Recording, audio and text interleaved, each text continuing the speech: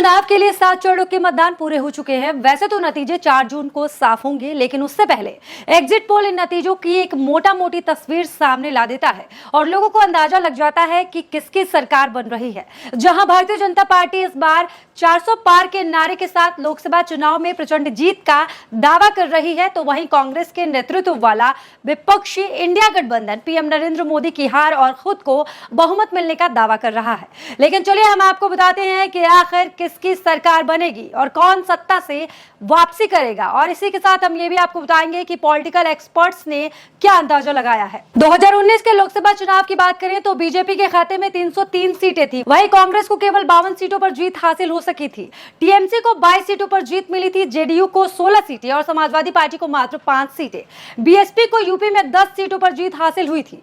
बता दें कि इस बार कांग्रेस पार्टी ने ऐलान किया था कि उसके नेता एग्जिट पोल डिबेट में शामिल नहीं होंगे और ऐसे में ये कहा जा रहा है कि कांग्रेस शायद पहले ही अपनी हार का अंदाजा लगा लिया है, जिस वजह से नतीजों के पहले ही उसने अपने कदम पीछे कर लिए हैं। आपको बता दें कि कांग्रेस के बयान पर अमित शाह ने कांग्रेस के एग्जिट पोल डिबेट में भाग न लेने के फैसले को लेकर उन पर डर कर भागने का आरोप लगाया है। अमित शाह ने कहा है कि कांग्रेस ये समझ चुकी है कि चुनाव में उनकी हार होने वाली है और इसीलिए उन्होंने एग्जिट पोल डिस्कशन का बहिष्कार किया। वहीं आचार्य प्रमोद कृष्णम ने भी कहा कि चुनाव कांग्रेस हार रही है, इसीलिए पहले ही भाग रही है। राजनीति के दिग्गज विश्लेषकों में से एक प्रशांत किशोर ने एग्जिट पोल से पहले नतीजों को लेकर भविष्यवाणी की है।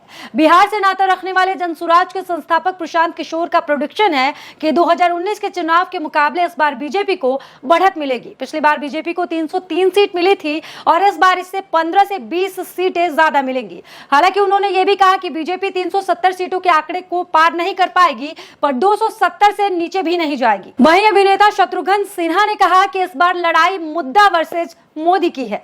400 पार का नारा हवाई हो चुका है। उन्होंने कहा कि प्रधानमंत्री नरेंद्र मोदी ने अपनी विश्वसनीयता खो दी है। उन्होंने ये भी कहा कि बीजेपी और उसके सहयोगी 150 से 200 सीटें भी नहीं जीत पाएंगे और इंडिया अलायंस को स्पष्ट बहुमत मिलेगा। स्वराज अभियान और भारत जोड़ो अभियान से जुड़े राजनीतिक कार्यकर्ता योगेंद्र यादव का दावा है कि बीजेपी को 272 सीट भी नहीं मिलेगी। भाजपा को 240 से 260 सीटें मिल सकती हैं।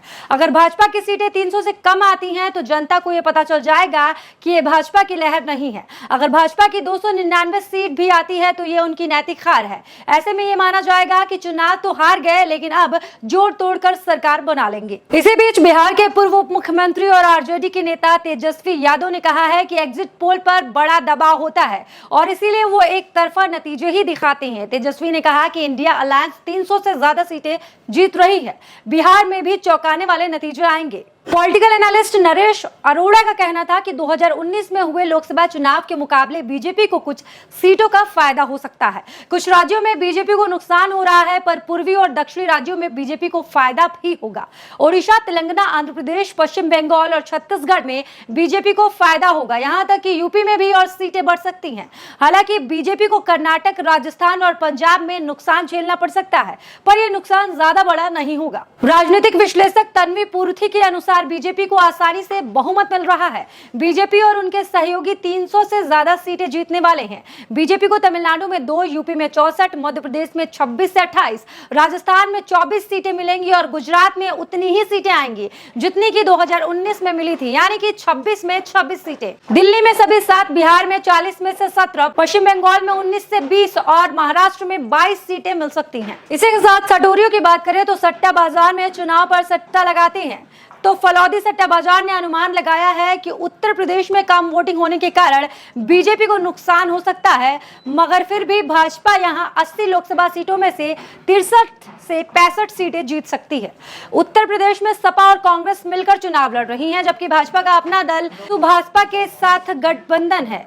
बसपा अपने दम पर चुनाव लड़ रही है। यूपी को लेकर पॉलिटिकल एक्सपर्ट आशुतोष ने भी कहा है कि यूपी को कोई नुकसान नहीं होता दिख रहा है। फौलादी सट्टा बाजार ने बीजेपी गठबंधन को 304 से 306 सीटें दी हैं, जबकि कांग्रेस को महज 50 सीटों पर सिमटा दिया है। मुंबई सट्टा बाजार ने इंडिया गठबंधन को 345 सीटें हासिल करने का अनुमान लगाया है।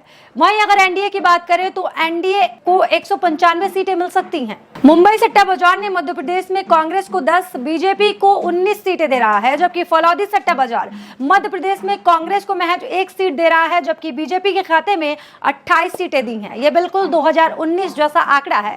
फलौदी सट्टा बाजार ने छत्तीसगढ़ लोकसभा चुनाव के आंकड़े भी जारी किए हैं। दावा है कि छत्तीसगढ़ में एक बार फिर बीजेपी सबसे बड़ी पार्टी बनकर उभरेगी।